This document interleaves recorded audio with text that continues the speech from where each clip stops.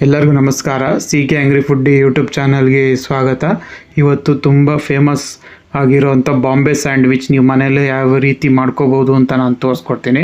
Full procedure ತೋರಿಸ್ತೀನಿ, ಒಂದ್ಸಲಿ try ಮಾಡಿ ಮನೇಲಿ. ಹಾಗೆ ಹೊಸ್ದಾಗಿ ನೋಡ್ತಿರೋ ನನ್ನ ಚಾನಲ್ನ ಸಬ್ಸ್ಕ್ರೈಬ್ ಮಾಡ್ಕೊಳ್ಳಿ. ಈಗ ಒಂದು ಬಾಣಲಿಗೆ ಒಂದು ಸ್ವಲ್ಪ ಎಣ್ಣೆ, ಅದಕ್ಕೊಂದು ಆಲೂಗಡ್ಡೆ ಪಲ್ಯ ಮಾಡ್ಕೋಬೇಕು. ಅದು ಯಾವ ರೀತಿ ಅಂತ ತೋರಿಸ್ತೀನಿ. ಫಸ್ಟು ಆ ಬಾಣಲಿ ಈಗ ಕಾದಿದೆ. ಈಗ ಅದಕ್ಕೆ ಸ್ವಲ್ಪ ಸಾಸಿವೆ, ಆಮೇಲೆ ಸಣ್ಣಕ್ಕೆ ಹಚ್ಚಿರೋಂಥ ಹಸಿಮೆಣಸಿನ್ಕಾಯಿ, ಈಗ ಬೇಯಿಸಿರೋ ಆಲೂಗೆಡ್ಡೆನ ನಾನು ಇದಕ್ಕೆ ಮ್ಯಾಶ್ ಮಾಡಿ ಹಾಕ್ಕೊತಾ ಇದ್ದೀನಿ. ಈಗ ಅದಕ್ಕೆ ಒಂದು ಸ್ವಲ್ಪ ಅರಿಶಿನ,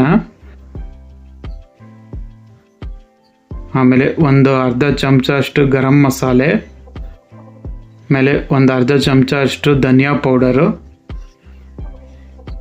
ಈಗ ಇದನ್ನು ಚೆನ್ನಾಗಿ ಮಿಕ್ಸ್ ಮಾಡ್ಕೊಳ್ಳಿ. ಆಯಿಲಲ್ಲಿ ಆಲೂಗೆಡ್ಡೆ ಎಲ್ಲ ಮಸಾಲೆ ಜೊತೆ ಮಿಕ್ಸ್ ಆಗಬೇಕು, ಅಲ್ಲಿ ತನಕ ಮಿಕ್ಸ್ ಮಾಡ್ಕೊಳ್ಳಿ. ನೋಡಿ, ಈಗ ನಾನು ಚೆನ್ನಾಗಿ ಮಿಕ್ಸ್ ಮಾಡಿದ್ದೀನಿ. ಅದಕ್ಕೆ ರುಚಿಗೆ ಸ್ವಲ್ಪ ಉಪ್ಪು ಹಾಕ್ಕೊಳ್ಳಿ. ಕೊನೆಗೆ ಸ್ವಲ್ಪ ನಿಂಬೆಹಣ್ಣು,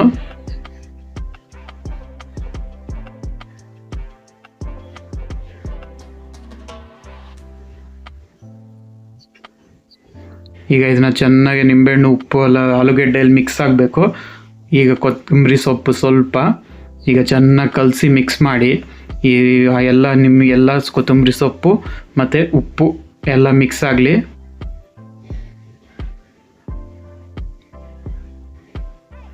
ನೋಡಿ, ಇದು ಆಲೂಗೆಡ್ಡೆ ಪಲ್ಯ ಈಗ ರೆಡಿ ಆಗಿದೆ. ಒಂದು ಖಾರ ಚಟ್ನಿ ಮಾಡ್ಕೋಬೇಕು ಅದಕ್ಕೆ, ಅದು ಹೇಗೆ ಅಂತ ತೋರಿಸ್ತೀನಿ.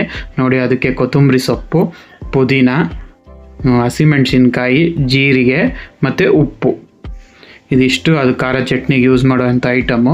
ಈಗ ಒಂದು ಮಿಕ್ಸಿಗೆ ಮೆಣಸಿನ್ಕಾಯಿ ಫಸ್ಟ್ ಹಾಕ್ಕೊಳ್ಳಿ, ಆಮೇಲೆ ಕೊತ್ತಂಬರಿ ಸೊಪ್ಪು, ಪುದೀನ, ಆಮೇಲೆ ಜೀರಿಗೆ, ಕೊನೆಯಲ್ಲಿ ಸ್ವಲ್ಪ ಉಪ್ಪು. ಈಗ ಇದನ್ನು ನೈಸಾಗಿ ರುಬ್ಕೋಬೇಕು. ನೋಡಿ, ನಾನು ನೈಸಾಗಿ ರುಬ್ಕೊಂಡಿದ್ದೀನಿ. ನೋಡಿ, ಇದೇ ಥರ ನೈಸಾಗಿ ರುಬ್ಕೋಬೇಕು. ಈಗ ಒಂದು 2 ಬ್ರೆಡ್ ತಗೊತಾ ಇದ್ದೀನಿ. ಆ ಬ್ರೆಡ್ಡಿಗೆ ಒಂದು ಸ್ವಲ್ಪ ಬೆಣ್ಣೆ, ನೀಟಾಗಿ ಎಲ್ಲದಕ್ಕೂ ಗ್ರೀಸ್ ಮಾಡ್ಕೊಳ್ಳಿ ಬೆಣ್ಣೆನ.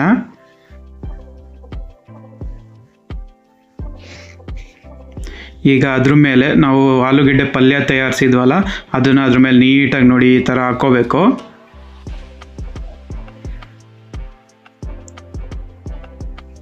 ಇದ್ರ ಮೇಲೆ ರೌಂಡಾಗಿ ಹಚ್ಚಿರೋ ಅಂಥ ಈರುಳ್ಳಿ, ಒಂದು 4 ಈರುಳ್ಳಿ ಇಟ್ಕೊಳ್ಳಿ ಸಾಕು.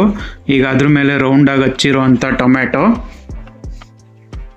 ತುಂಬ ಚೆನ್ನಾಗಿರುತ್ತೆ, ಹಾಕ್ಕೊಳ್ಳಿ, ಒಂದ್ಸಲಿ ಮಾಡ್ಕೊಳ್ಳಿ, ಹೇಗಿದೆ ಅಂತ ತಿಳಿಸಿ. ಸಕ್ಕತ್ತಾಗಿರುತ್ತೆ. ಅದ್ರ ಮೇಲೆ ಒಂಚೂರು ಚಾಟ್ ಮಸಾಲ. ಈಗ ಇನ್ನೊಂದು ಬ್ರೆಡ್ಡಿಗೆ ಖಾರ ಚಟ್ನಿ ಮಾಡಿದ್ವಲ್ಲ, ಅದನ್ನು ಇನ್ನೊಂದು ಬ್ರೆಡ್ಡಿಗೆ ಹಚ್ಕೋಬೇಕು.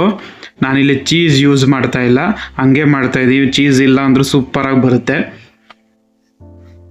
ಚೀಸ್ ಇಲ್ಲದೆ ನೀವು ಮನೆಯಲ್ಲಿ ಸೂಪರಾಗಿ ಮಾಡ್ಕೋಬೋದು.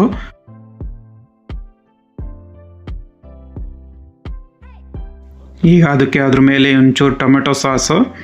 ಈಗ ಖಾರದ ಜೊತೆಗೆ ಟೊಮೆಟೊ ಸಾಸ್ ಮಿಕ್ಸ್ ಆಗಬೇಕು. ನೀಟಾಗಿ ನೋಡಿ ಈ ಥರ ಹಚ್ಕೊಳ್ಳಿ. ಈಗ ಇದ್ರ ಮೇಲೂ ಒಂಚೂರು ಖಾರ ಹಾಕ್ತಾಯಿದ್ದೀನಿ ನಾನು, ಯಾಕೆಂದರೆ ನಾನು ಖಾರ ಲೈಕ್ ಮಾಡ್ತೀನಿ, ಅದಕ್ಕೋಸ್ಕರ. ನೀವು ಖಾರ ಬೇಡ ಅಂದರೆ ಅದನ್ನು ಸ್ಕಿಪ್ ಮಾಡ್ಕೊಳ್ಳಿ, ಹಾಕ್ಕೊಳ್ಕೋಬೇಡಿ ಜಾಸ್ತಿ. ಈಗ ಇದನ್ನು ಇದಕ್ಕೆ ಥರ ಕ್ಲೋಸ್ ಮಾಡಿ, ಮೇಲ್ಗಡೆ ಒಂಚೂರು ತುಪ್ಪ ಹಾಕ್ಕೊಳ್ಳಿ ಈ ಥರ ನೀಟಾಗೆ.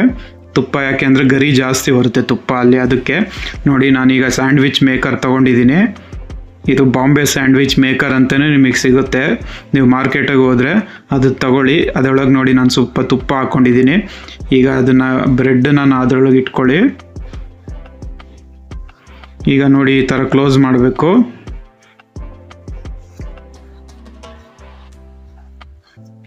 ಈಗ ಇದನ್ನು ಈ ಥರ ಬೇಯಿಸ್ಕೊಳ್ಳಿ.